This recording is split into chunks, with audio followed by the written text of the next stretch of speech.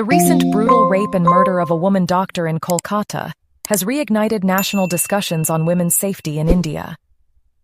Background: women in India face various forms of aggression and violence, ranging from domestic abuse to public harassment.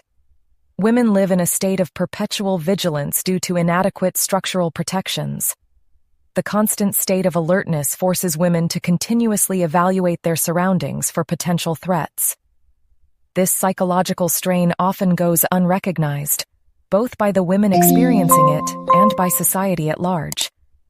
The fear of violence influences career choices, personal relationships, and even daily activities, such as traveling alone or participating in public events. This burden is often passed from one generation to the next, with mothers imparting the need for caution and vigilance to their daughters, perpetuating a cycle of fear and limitation. The burden of vigilance is compounded by caste, class, and religious identities.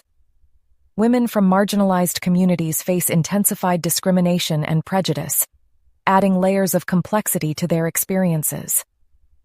Society, in turn, is deprived of the potential contributions and innovations that women could bring if they were free from the constant burden of vigilance.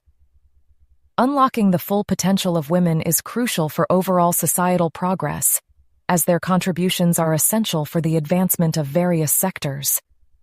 Government schemes: India has implemented several schemes aimed at improving women's safety, including the Nirbhaya Fund, which finances initiatives for women's safety, and the Beti Bachao, Beti Padhao, Save the Daughter, Educate the Daughter scheme, which addresses issues related to female empowerment.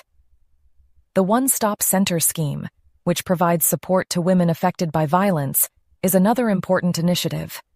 However, despite these efforts, the implementation and effectiveness of these schemes remain inconsistent, particularly in rural areas.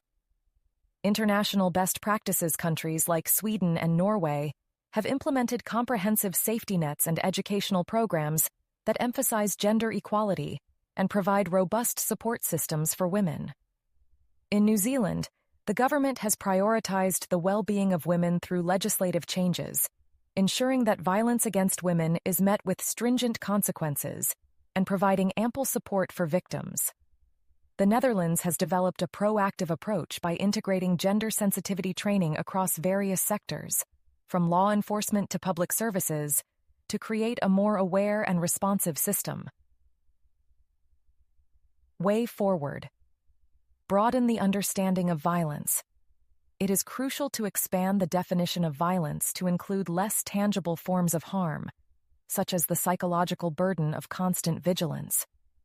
Recognizing this as a form of violence is essential for addressing it effectively. Implement state and societal measures. Safety measures should ensure that women's freedom is not restricted in the name of protection. This can be achieved through better urban planning, increased policing in high-risk areas, and public awareness campaigns. Create safer environments.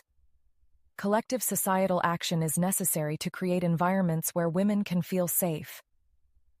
Conclusion: by addressing both the physical and psychological impacts of violence against women, India can move closer to building a society where women can live freely and safely, without the burden of constant vigilance.